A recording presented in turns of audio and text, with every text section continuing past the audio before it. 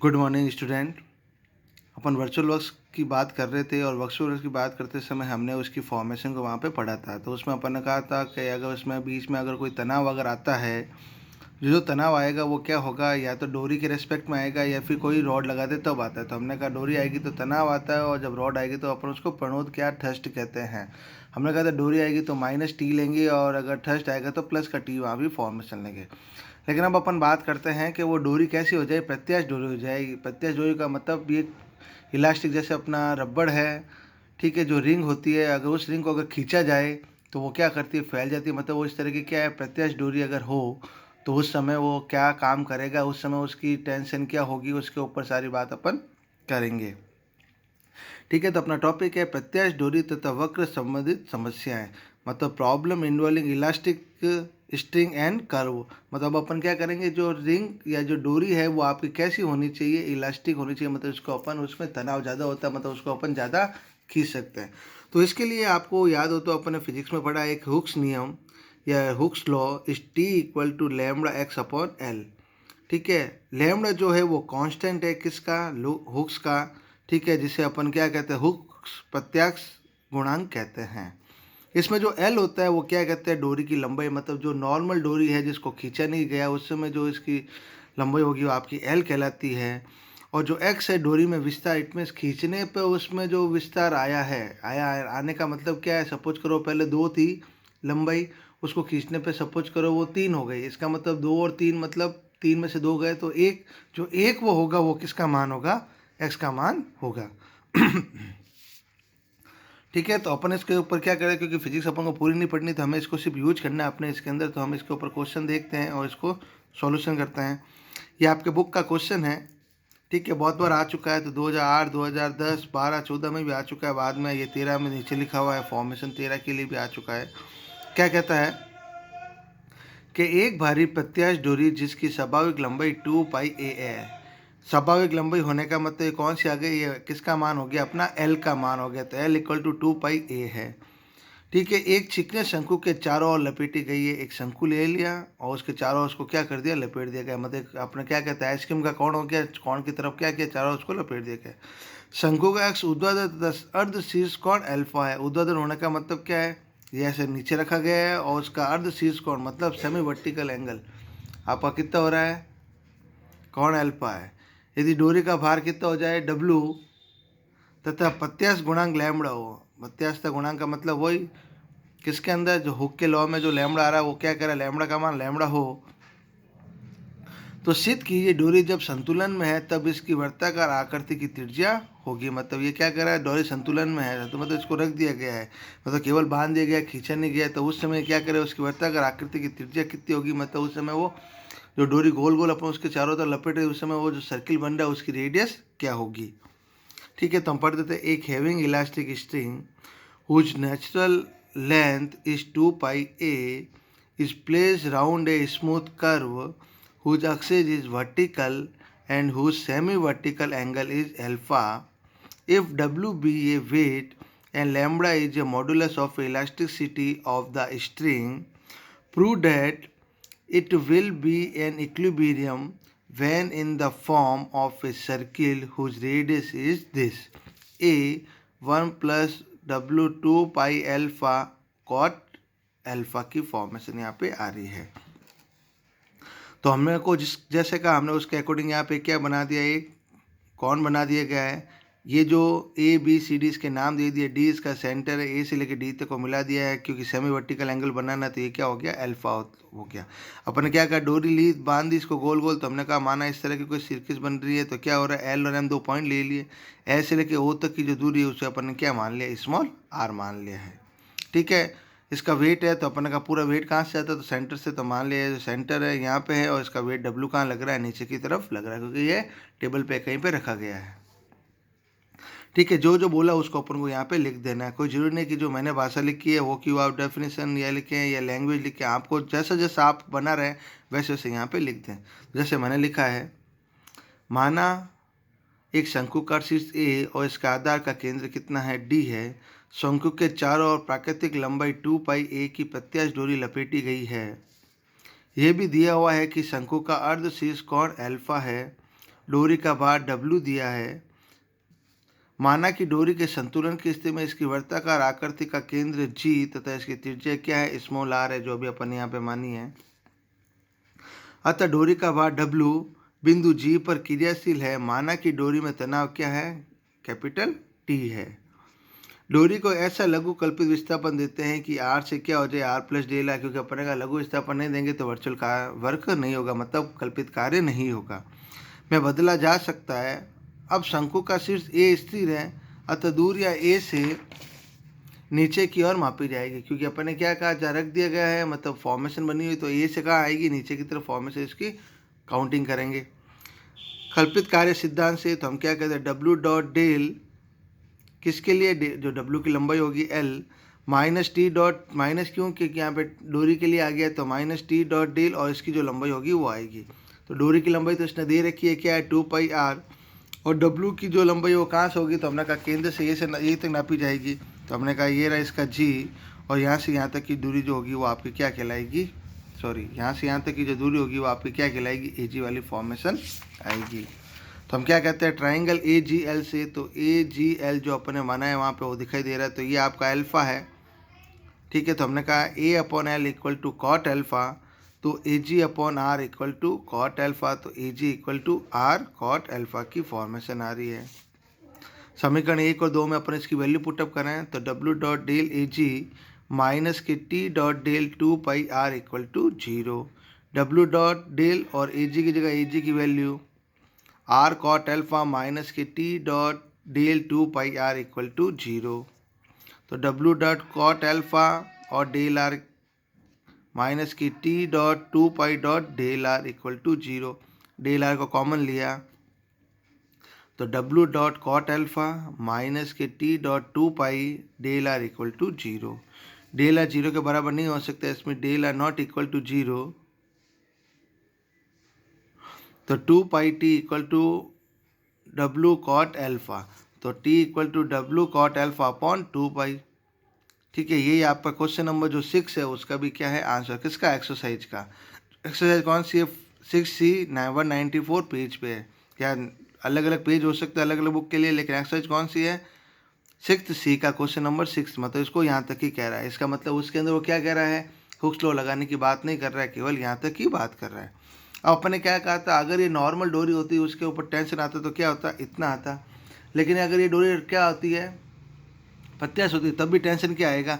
तो जब कभी भी हुक्स लॉ की बात करेंगे तब भी अपन क्या निकालेंगे, टेंशन निकालेंगे। इसका मतलब हुक्स लॉ से जो निकल दी टेंशन वो, और जो अपन ने ये टेंशन निकाली है, दोनों टेंशन क्या है, तो उसी डोरी की। इसका तो दोनों डोरी के लिए टेंशन कैसी हो सकती है, आपस में इक्वल हो सकती है। तो हम भी यहाँ पे क्या करेंगे, पहले हुक्स लॉ से जो निकल रही डोरी वो T निकाल लेंगे, और यहाँ पे जो अपने टेंशन निकाल रखी ये भी अपने टेंशन निकाल रखी। तो दोनों यहाँ टेंशन क्या है, एक ही डोरी की है, तो दोनों को आपस में क्या करेंगे, इक्वल करेंगे, क्योंकि दोनों क्या है, टेंशन ही और एक ही डोरी की, तो दोनों आपस में क्या हो जाएगी, इक्वल। उसके बाद में जो फाइंड आउट कर रहा है उसको अपन क्या करेंगे, फाइंड आउट करने की बात करेंगे। तो चलो इसका दूसरा नियम चलाते हैं। हुक्स लॉ के लिए हमेशा याद रखना, पहले आपको नॉर्मल की तरह उसकी टेंशन फाइंड आउट करनी है, और फिर हुक्स के अकॉर्डिंग भी उसकी टेंशन फाइंड आउट करनी है। क्या कहता है, T equal to pi dot x upon alpha, तो मैंने लिखा था डोरी की लंबाई और एक्स उसमें विस्तार जब खींचेंगे तब उसके बीच की जो डिस्टेंस आएगी वो अपन बात करेंगे। तो अपन ने कहा L बराबर 2π ए दे ही रखा है, एक्स खींचने पर अपन ने क्या रेडियस मानी थी, तो हमने कहा R मानी, तो उस समय 2πr हो गई, और जो पहले की थी वो 2πa, मतलब 2πr माइनस 2πa, तो T equal to pi dot 2πr minus 2πa upon 2πa, तो अपन ने क्या कहा 2πr minus A upon 2πa, तो कैंसिल आउट, तो T इक्वल टू क्या आ रहा है, पाई R माइनस ए अपॉन ए, ये आ गई टेंशन किसके अकॉर्डिंग, हुक्स लॉ के अकॉर्डिंग। हमने किसके अकॉर्डिंग निकाली, लॉ नॉर्मल अकॉर्डिंग, दोनों किसकी थी, एक ही डोरी की थी, तो हमने क्या कहा, समीकरण 3-5 से दोनों को क्या कर दिया, इक्वल कर दिया। तो W cot alpha upon 2π equal to pi R minus A upon A वाली फॉर्मेशन यहाँ पे आ रही है। सॉल्व किया ये वाली फॉर्मेशन, आपको क्या चाहिए, तो इसने क्या कहा, हमें तो उसमें से बताइए कि रेडियस क्या होगी, तो हम दोनों को सॉल्व करके रेडियस कौन है, R है, तो हम इसका किसका मान निकालेंगे, R का मान निकालेंगे। तो हम क्या देख रहे हैं, pi R equal to W A cot alpha upon 2π plus K lambda A, या R equal to W A cot alpha upon 2π lambda plus lambda A upon lambda, lambda से लैम्बडा कैंसिल आउट, तो R equal to दोनों में से A common ले लिया, तो 1 plus W cot alpha upon 2 pi lambda. ये आपको आंसर प्रूफ करने की बात करें। याद रखना हुक्स लॉ कब लगेगा, हुक्स लॉ तब लगेगा जब डोरी प्रत्यास्थता की बात करेगा। और डोरी की प्रत्यास्थता की बात नहीं करता है तो उस समय जो नॉर्मल अपन ने का वो क्या कहते हैं वर्चुअल वर्क निकाला उसके अकॉर्डिंग ही निकालना है। अगर प्रत्यास्थ डोरी कह दी तो हमें उसकी हमेशा टेंशन निकालनी है, क्योंकि हुक्स के नियम से केवल टेंशन निकलती है। तो हम उसकी भी टेंशन फाइंड आउट करेंगे और हुक्स के नियम से भी टेंशन फाइंड आउट करेंगे और दोनों को आपस में क्या करेंगे, इक्वल करेंगे। उसके बाद में जो पूछ रहा है उसके अकॉर्डिंग उसको इंटरचेंज करके उसकी वैल्यू को फाइंड आउट। जैसे अभी पूछ लेता है इसका अल्फा क्या है, तो हम अब आर को बाहर ना निकाल के कॉट अल्फा को बाहर निकाल देते। अभी कहता है कि नहीं उसकी प्रत्यास्थ गुणांक क्या है, तो हम यहाँ पे लैम्बडा का मान निकालते। अभी ये कहते था नहीं उसका वेट क्या है, तो हम यहाँ पे उसका वेट की फाइंड आउट करते। अभी ये आर पूछ रहे इसलिए अपन ने क्या किया, आर को फाइंड आउट किया है इसके अंदर। और देखते हैं क्वेश्चन। ये आपका क्वेश्चन नंबर 2 है एक्सरसाइज का 4th 6th बी का। क्या कहता है, 2L लंबाई की एक भारी छड़ बिंदु सी पर स्थित किसी स्थिर चिकने खूंटी पर रखी हुई है और इसका दूसरा सिरा भी एक चिकने पृष्ठ पर है। मतलब ये क्या कर दिया, एक चिकना पृष्ठ ले लिया, उस पृष्ठ पे एक रॉड को क्या कर दिया है, जोड़ दिया गया और दूसरा सिरा जो है वो क्या टांग दिया गया सी बिंदु से। यदि वह संपूर्ण स्थिति में विराम अवस्था में हो तो सिद्ध कीजिए कि वक्र एक समबांग क्वाड्रेंट जिसका ध्रुवीय समीकरण सी को मूल बिंदु मानने पर होगा और आर बराबर L plus A sine theta होगा उसकी स्थिति। क्या कह रहा है, मतलब उसका जो फॉर्मेशन है या वक्र की जो इक्वेशन है वो ये वाली होनी चाहिए आपकी उसकी रेडियस। ये having road of A length 2L rest upon a fixed smooth peg of C and with it is and B upon a smooth curve if it is rest in all position so that the curve is conchoid whose polar equation with C is origin is R equal to this। क्योंकि polar equation क्या होती है, relation between R and theta, तो क्या था उसकी equation क्या होगी, ये वाली होगी। तो देखो अपन बात करते हैं। तो हमने कहा का माना एक रॉड ये है B और C, एक पॉइंट क्या है ये रस्सी, तो मैंने इसको यहाँ पे क्या कर दिया, फिक्स कर दिया या खूंटी से बांध दिया गया। इस रॉड का जो दूसरा सिरा खाली है वो उसको क्या कर दिया, स्मूथ कर्व पे टच करा दिया गया। तो अपने कहा ये स्मूथ कर्व इसको टच करा दिया, ये B है। ठीक है, जी कहाँ से पास होगा, तो हमने कहा जी यहाँ से पास होगा, नीचे की तरफ डब्लू, अपना डॉट डॉट इसको ऊपर भी मान लिया। इसकी डायरेक्शन एक्स, ये रही इधर क्षैतिज, मतलब ये क्षैतिज है, इसके खोटी ली उसको ऐसे टांग दिया गया है। तो ये आपकी क्या बन रही, पोजीशन बन गई पूरी की पूरी। पूरी रॉड की जो लंबाई है वो आपको कितनी दे रखी है, तो हमने कहा कि 2L रॉड की लंबाई पूरी दे रखी है। इसका मतलब सी से लेके जी तक की दूरी L और यहाँ से लेके यहाँ तक की दूरी क्या होगी, L की फॉर्मेशन होगी। क्यों, क्योंकि अब रॉड दे रहा है और टांग दी गई है, इसका मतलब कोई ज़रूरी नहीं है कि पूरी की पूरी जो दूरी हो वो आपकी फॉर्मेशन इक्वली हाफ डिवाइडेड हो। ठीक है, तो हमने क्या कहा, पूरी दूरी कितनी है, R है, ये दूरी कितनी दे दी इसने, L दे दी, तो ये कितनी होगी सी से लेके जी तक की, तो R माइनस L इसकी दूरी हो जाएगी। जो अपन ने मैंने पहले कहा कि जो अपन को दिख रखा है उसको यहाँ पे लिखो। हम कह रहे थे गुरुत्व केंद्र G है, गुरुत्व केंद्र से इसकी दूरी mg है, इसका बाद W नीचे की ओर है तथा त्रिज्या 37 अक्ष के साथ थीटा कोण बनाती है। तब BC बराबर R और BG बराबर L। AB बराबर कितना दे रखा है 2L, इसलिए CG equal to BC minus BG, तो R माइनस L। निकाय को ऐसा लघुत्तम विस्थापन दिया जाता है कि जिससे theta theta plus DL theta हो जाता है, तो कल्पित कार्य सिद्धांत से W dot DL mg equal to 0। क्योंकि इसके ऊपर और कोई और कोई फोर्स नहीं लग रहा है, क्योंकि इसको डोरी से नहीं बांधा गया है, इसमें कोई रॉड नहीं लगाई गई है, केवल एक रॉड जो खुद है वही है। इसका मतलब रॉड का जो वेट होगा वही आपका कल्पित कार्य सिद्धांत होगा। तो W dot DL mg equal to 0। अब हमें किसका मान चाहिए, mg का, तो हम क्या कहते हैं ट्राइंगल CMG। कहाँ है भाई CMG, तो ये देखो CM और G, ये वाला ट्राइंगल की बात यहाँ पे कर रहा है। इसमें ये थीटा दे रखा है आपको और ये दूरी दे रखी है। तो हमने कहा ये थीटा, ये दूरी कितनी है L माइनस R, ये आपका लंब है, ये आधार और ये क्या है कर्ण है। तो L upon K equal to sine theta, इसका मतलब mg upon L minus R equal to sine theta. हमने कहा mg equal to minus L plus R sine theta, equation put किया फर्स्ट में, तो W dot DL mg equal to 0। तो W dot R minus alpha sine theta equal to 0, W not equal to 0, इसलिए DL L R minus L sine theta equal to 0। ठीक है, क्योंकि यहाँ पे डेल अलग नहीं हो रहा है, क्योंकि वहाँ पे 2 डेल आ रहे थे, अपन कॉमन ले रहे थे, लेकिन सिंगल टर्म में है, इसलिए हमने क्या कहा, डेल को हटाने के लिए हमें क्या करना पड़ेगा, इसका इंटीग्रेशन करना पड़ेगा। तो हमने कहा इंटीग्रेशन, तो R minus L sine theta, क्योंकि डेल थीटा डिफरेंस इंटीग्रेशन करेंगे तो ये डेल हट जाएगा, तो केवल क्या आएगा, R minus L sine theta equal to A, क्योंकि कांस्टेंट लगता है सी, तो सी ना लिखे अपन ने क्या लिखा ए, क्योंकि वो फॉर्मेशन में सी ना मांग के ए मांग रहा है।